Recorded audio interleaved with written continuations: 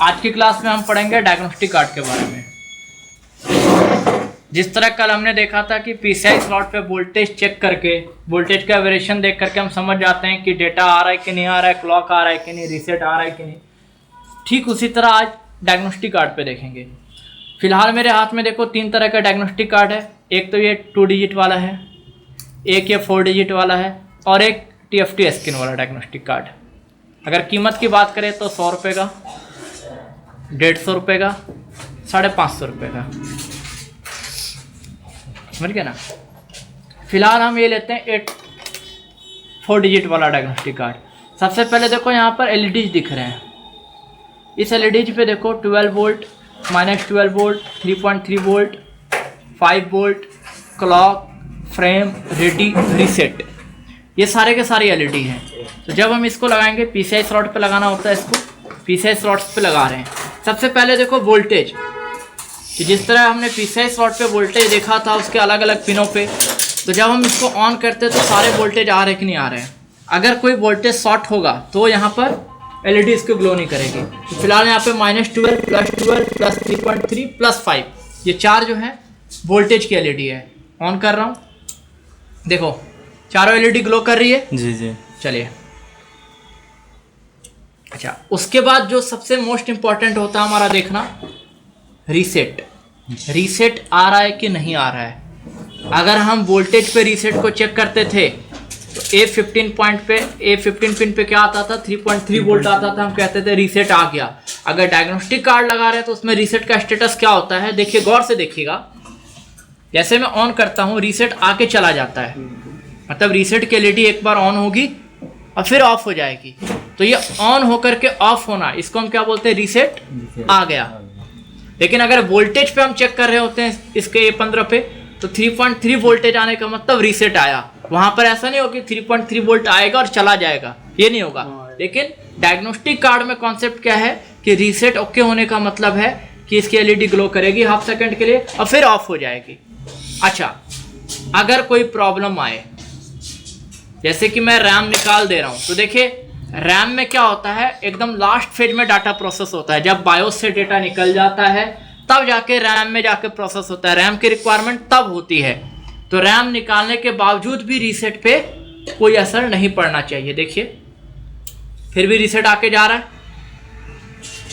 लेकिन अगर मैं VRM सप्लाई हटा दूं, CPU को सप्लाई देना बंद कर दूं, तो जाहिर सी बात है हमारा VRM पावर गुड निकलेगा नहीं। VRM पावर गुड जब तक इस साउथ ब्रिज को मिलेगा नहीं तब तक वो रीसेट जनरेट करेगा नहीं। तो रीसेट नहीं जनरेट करने के केस में इस LED का क्या स्टेटस होता है, देखिए कंटिन्यू ये ग्लो कर रही है, कंटिन्यू ऑन है। तो इस स्टेटस को हम क्या कहते हैं, रीसेट हाई। रीसेट मिल नहीं रहा है। हाँ, मतलब रीसेट मिल नहीं रहा है इसको। और यही मैंने बताया आपको कि जब तक रीसेट ना आए तब तक बायोस को छेड़ के कोई फायदा नहीं, क्योंकि बायोस का जो फंक्शन है वो रीसेट आने के बाद स्टार्ट होता है। तो फिलहाल रीसेट नहीं आने का मतलब ये है, या रीसेट हाई होने का मतलब ये है कि हमारे बोर्ड पे कहीं ना कोई सप्लाई मिसिंग है। हो सकता है नॉर्थ ब्रिज की सप्लाई मिसिंग है, हो सकता है रैम की सप्लाई मिसिंग है, हो सकता है रैम का जो टर्मिनेशन वोल्टेज होता है वो मिसिंग है, CPU को उसकी कोर वोल्टेज नहीं मिल रही है। समझ गए ये चीज़? बिल्कुल बिल्कुल। तो ये था रीसेट का कॉन्सेप्ट। अब उसके बाद हम देखते हैं क्लॉक का कॉन्सेप्ट। अभी देखिए मैं ऑफ कर रहा हूँ। अभी फिलहाल क्या है कि रीसेट एक बार ऑन ऑफ कर दीजिए, फिर ऑन करिए। नहीं, अभी क्या है कि हमने VRM का सप्लाई हटा रखा है। VRM सप्लाई हटा रखा है तो यहाँ पर क्लॉक की LED का स्टेटस देखिए क्या हो रहा है, ये ग्लो ही नहीं कर रही है। क्लॉक क्यों नहीं ग्लो कर रहा है? क्योंकि मैंने आपको बताया कि हमारा जब CPU कोर वोल्टेज आउट हो जाता है तो VRM चिप क्या करता है, VRM पावर गुड देता है साउथ ब्रिज को, तब जाके क्लॉक इनेबल होता है। अभी फिलहाल VRM power good south bridge को मिल नहीं रहा है, इसीलिए क्लॉक आउट ही नहीं हो रहा है। जब तक क्लॉक इनेबल नहीं होगा तब तक क्लॉक आउट नहीं करेगा, इसीलिए क्लॉक यहाँ पर नहीं आ रहा है। अब क्लॉक कैसे आएगा, लगा दीजिए VRM की सप्लाई, ऑफ करिए, VRM की सप्लाई लगाइए, ऑन कर दीजिए। अब देखिए जैसे मैं इसको ऑन करता हूँ क्लॉक बना, तो क्लॉक की जो एलईडी है वो थोड़ी डिम है। डिम क्यों है?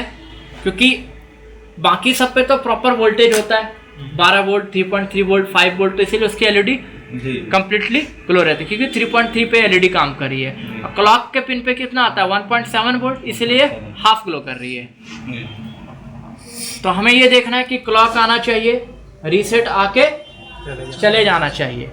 उसके अलावा यहाँ पर एक है फ्रेम का। ये फ्रेम का जो एलईडी देख रहे हैं ये ऑन ऑफ होता रहेगा। ये ऑन ऑफ तब होगा जब आपका डेटा ट्रांजैक्शन स्टार्ट होगा। प्रोसेसर एक बार डेटा लेके रैम में प्रोसेस करेगा, वो डेटा ख़त्म हुआ, फिर डेटा लेगा, फिर रैम में प्रोसेस करेगा। उस केस में ये फ्रेम की एलईडी अप डाउन होते रहती है।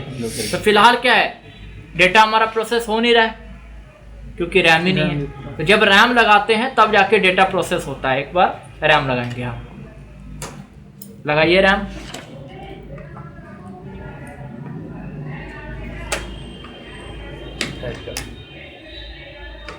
ओके, जब हमने रैम लगा दिया, ऑन कर लीजिए, देखिए हो रहा है,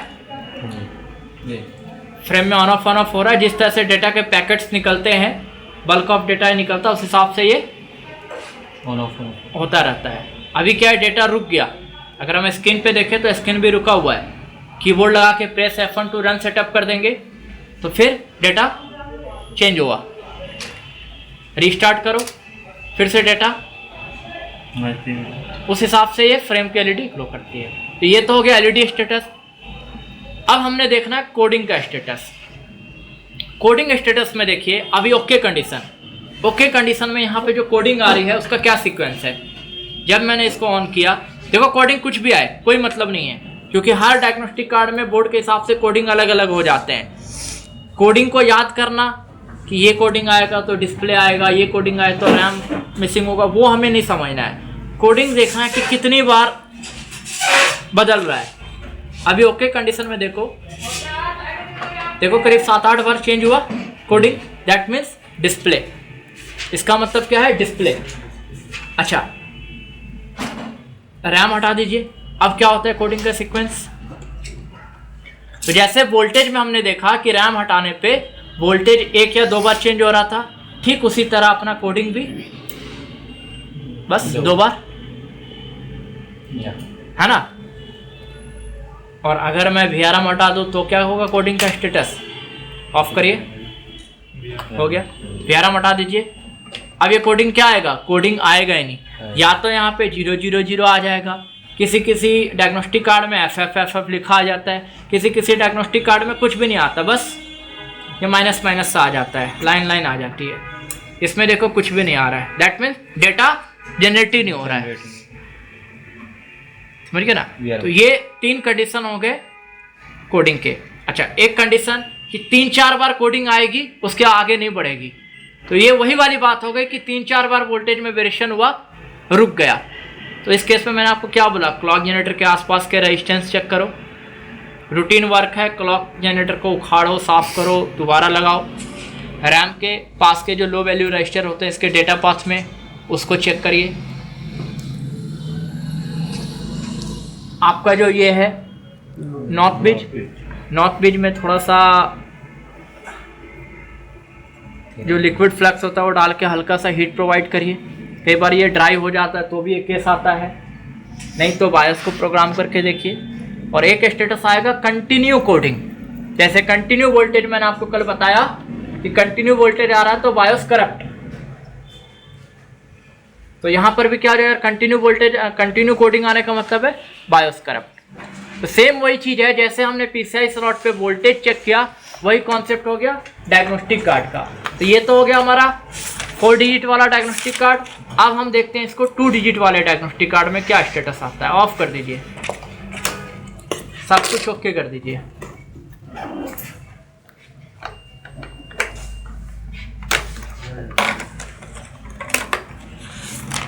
ये 2 डिजिट वाले डायग्नोस्टिक कार्ड की खासियत ये है कि ये आपको स्टैंड बाय दिखाता है, हमारा स्टैंड बाय वोल्टेज बन रहा है कि नहीं बन रहा है वो ये बता देता है। 4 डिजिट वाला डायग्नोस्टिक कार्ड नहीं बताता, ये बताता है। देखो मैंने इसको रखा इस पे, ऑन करिए, देखो यहाँ पर ये एलईडी ग्लो कर गई, इसका मतलब स्टैंड बाय वोल्टेज आ रहा है। अब फिर से यहाँ पर ध्यान से देखेंगे अगर डायग्नोस्टिक कार्ड को, तो यहाँ पर क्या क्या दे रखा है, एक -12 वोल्ट, +12 वोल्ट, +5 वोल्ट। ये जो एलईडी है यहाँ पे रीसेट की एलईडी नहीं है, इसीलिए 4 डिजिट वाला डायग्नोस्टिक कार्ड बेस्ट होता है, क्योंकि उसमें रीसेट का कॉन्सेप्ट पता चल जाता है, इसमें रीसेट का कॉन्सेप्ट नहीं पता चल पाता। इस पर बस कोडिंग देख करके आइडिया लो। अभी सब कुछ ओके स्टेटस है। जब मैं इसको ऑन कर रहा हूँ, देखो क्या बता रहा है, C0, मतलब कोडिंग एक ही बार चेंज हुआ। इस पर एक काम नहीं कर रहा है। एक सेकंड फिर से इसको लगाने दो, मॉनिटर ऑफ करके रख दो, वर्क कर रहा है कि नहीं कर रहा है पता चल जाएगा। देखो कोडिंग हुआ 7-8 बार चेंज, मतलब डिस्प्ले ओके। रैम हटाने पे क्या होगा, बस 1 या 2 बार कोडिंग 2 बार बदलेगी। फिर से देखो, जी सेम वही है। मिल गया ना। अब VRM हटा दे तो फिर तो सर फिर अच्छा तो ग्लो नहीं होनी चाहिए सर। VRM हटा दिया तो फिर FF, जी डाटा ही नहीं, मतलब डाटा निकला ही नहीं। तो इस डायग्नोस्टिक कार्ड में ये कॉन्सेप्ट हो गया। अब हमारा लास्ट है TFT स्कैन वाला डायग्नोस्टिक कार्ड। ऑफ करते हैं हम इसको।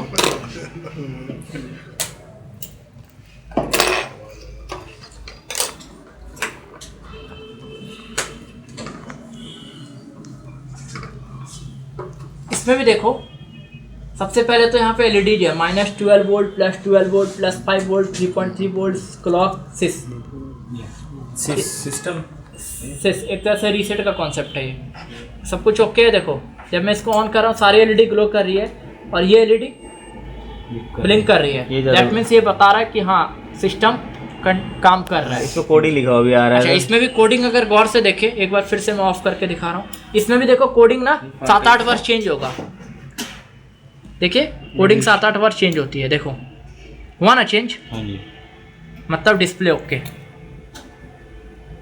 अब ये बोल रहा है control to INT19 boot loader, मतलब अब ये बूट लोडर ढूंढ रहा है। बूट लोडर मतलब हार्ड डिस्क ढूंढ रहा है।